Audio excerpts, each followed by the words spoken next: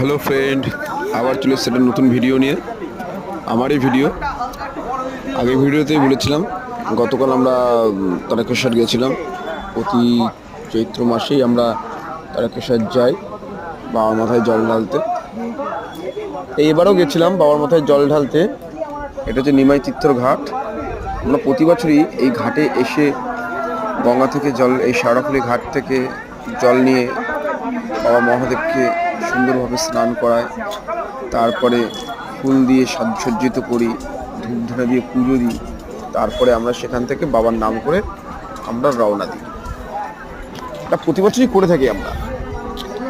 তা এটা সেই নিমাই তীর্থ ঘাট।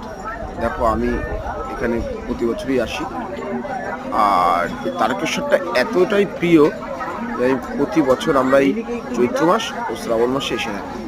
যাই হোক, ভিডিওটা কেমন লাগলো সবাই জানাবে।